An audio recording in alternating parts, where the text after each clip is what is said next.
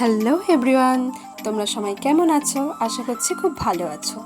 এই দেখো, সকাল এখন প্রায় 6টা বাজে। আমরা এনজিপির খুব কাছাকাছি চলেই এসেছি। আমি তো অনেকক্ষণ আগেই উঠে পড়েছি এবং আমার সঙ্গে সঙ্গে ছেলে উঠে পড়েছে। আজকে ওকে তো ডাকতেই হয়নি। এই যে এখানে ও দাঁড়িয়ে রয়েছে। গুড মর্নিং সোনা। রাত্রিবেলা ঘুম হয়েছিল? হ্যাঁ, ভালো ঘুমাচ্ছে। কেমন লাগছে তোমার? তুমি কি দেখছো? ট্রেন যাচ্ছে সেটা দেখছো? আচ্ছা, ঠিক আছে, দেখো। ও এখানে ট্রেন ছোটা দেখছে, দেখুক। আর আমরা খুব তাড়াতাড়ি পৌঁছে গেলাম এনজিপিতে। এই দেখো, পৌঁছেই গেছি, নেমে পড়েছি আমরা। নেমে তিনজনে লাগেজ নিয়ে একটু দাঁড়িয়েছি, দাঁড়িয়ে এবার রওনা দেব।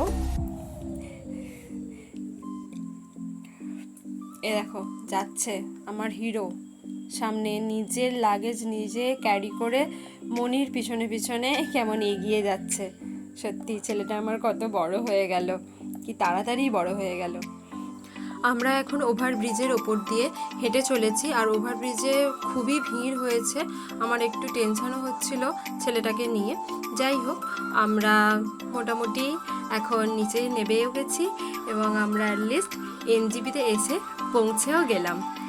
এনজিপি থেকে এখানে অনেকই গাড়ি রয়েছে, এখান থেকে আমরা একটা গাড়িও ঠিক করে নিয়েছিলাম। আর তোমাদের সঙ্গে এই একটা রেস্টুরেন্ট ট্রেনের মতো দেখতে, এটা শেয়ার করলাম, আমার বেশ ভালো লেগেছে। যাই হোক, আমরা ওই গাড়িটিতে করে গ্যাংটকের উদ্দেশ্যে রওনা দিলাম। গ্যাংটকে যাওয়ার রাস্তাটা ভীষণই সুন্দর, দুপাশ দিয়ে সারি সারি গাছে ভর্তি, যেদিকেই তাকাচ্ছি খালি সবুজ আর সবুজ। আর এই সবুজের মধ্য দিয়ে আমাদের গাড়ি ক্রমশ ছুটে চলেছে, আর আমরা চারিদিকের এই সবুজটাকে অনুভব করতে করতে, চোখটাকে ধন্য করতে করতে আমরাও ছুটে চলেছি। আমাদের গাড়িতে আরও একটি ফ্যামিলি ছিলেন, ওনারাও ভীষণভাবে মজা করতে করতে আমাদের সঙ্গেও গিয়েছিলেন। এই দেখো, সামনের ওই এক টুকরো পাহাড় দেখে আমাদের মনটা আরও খুশিতে ভরে উঠল। অনেক দিন পরে আবার পাহাড়ে বেড়াতে এলাম তো, তাই হঠাৎ করে ঘন জঙ্গলের মধ্য দিয়ে আস্তে আস্তে এক টুকরো পাহাড় দেখে মনটা বেশ ভালো হয়ে গেল। আরও একজনের কথা না বলে পাচ্ছি না, তিনি হলেন আমাদের ড্রাইভার দাদা। এত আঁকাবাঁকা পথ আমাদের সুন্দরভাবে পৌঁছে দেওয়ার জন্য ওনাকে একটা থ্যাঙ্কস। আমরা যত এগিয়ে যাচ্ছি প্রকৃতির সৌন্দর্য আরও বেশি করে বেড়ে চলেছে। একদিকে তিস্তা নদী বয়ে যাচ্ছে আর পাহাড় সামনে। 4-5 ঘন্টার রাস্তা যে আমরা কিভাবে অতিক্রম করে ফেলেছি বুঝতেই পারিনি।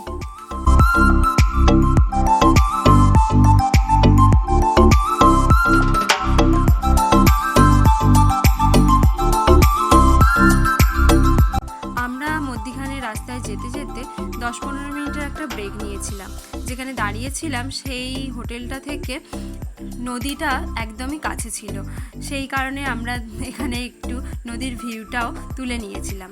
যাই হোক, ওখান থেকে তাড়াতাড়ি আমরা বেরিয়ে পড়লাম এবং যতটা তাড়াতাড়ি সম্ভব আমরা প্রকৃতির দৃশ্য দেখতে দেখতে আমাদের গন্তব্যস্থলেও পৌঁছে গেলাম। আমরা স্ট্যান্ডে এসে গেছি এবং আমাদের জন্য এই গাড়িটিও অপেক্ষা করছিল, যাতে করে আমরা হোটেলে পৌঁছে গেলাম। এই দেখো, এই হোটেলটা আমরা ছিলাম। হোটেলের নাম ছিল ম্যাপলিং। ট্যুর কিংডম থেকে এই হোটেলটি আমাদের দিয়েছিল। এটা হচ্ছে ডাইনিং, আর ঠিক এর পাশেই এই সরু গলিটা দিয়ে চলে গিয়েছিল 2টো রুম পরেই ছিল আমাদের রুম, 103 নাম্বার রুম। এটি হলো আমাদের রুম এবং এই রুমটি থেকে একটুখানি গেলেই ছিল বড় একটা ব্যালকানি। এই ব্যালকানিটা থেকে দূরের পাহাড়, ছোট ছোট বাড়ি সবই দেখা যাচ্ছিল।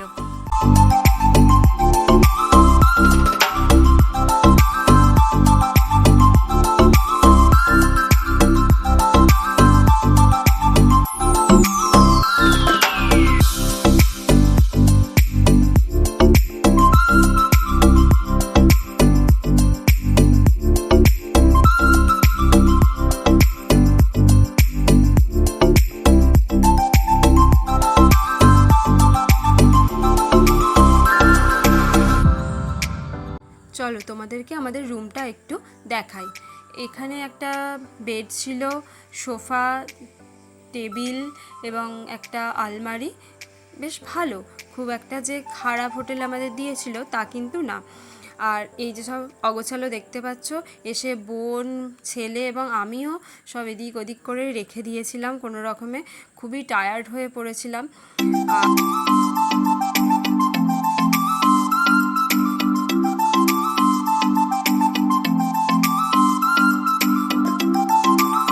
আমরা ফ্রেশ হয়ে নিয়েছি এবং একটু রেস্টও নিয়েছিলাম, নিয়ে লাঞ্চের জন্য চলে এসেছি। আমাদের আজকে লাঞ্চের মেনু ছিল ভাত, একটা সবজি, মাছের ঝাল, পাঁপড়।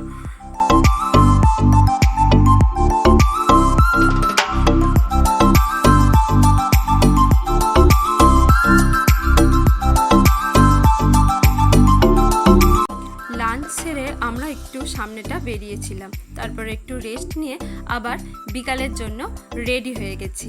আজ আমরা ঘুরবো শুধুমাত্র এমজি মার্গটা। দেখো আমরা রেডি হয়ে নিয়েছি এবং এই সামনে ডাইনিং রুমটাতে এসে বসে কিছু ছবিও তুলে নিয়েছিলাম। চলো যাই এমজি মার্গের দিকে। এমজি মার্গে যেতে যেতে এই হোটেলটি আমার ভীষণভাবে পছন্দ হয়েছিল।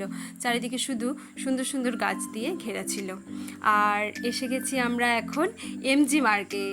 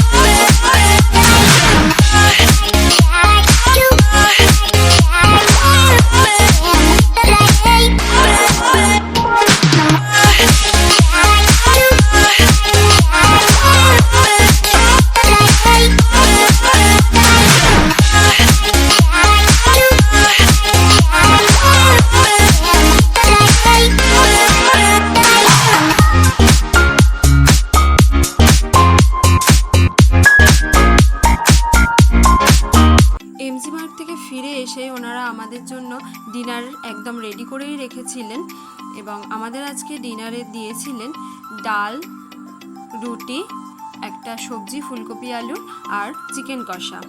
তো আমরা এখন রাতের গ্যাংটকটা দেখো কি অপরূপ সুন্দর লাগছে। আমরা বেশ কিছুক্ষণ এখানটা বসেও ছিলাম। আর কাল খুব তাড়াতাড়ি উঠতেও হবে। ঠিক আছে, আজকের মতো আমি এখানেই ব্লগটা শেষ করলাম। আবার কালকে দেখা হচ্ছে। আজকের মতো টাটা অ্যান্ড গুড নাইট।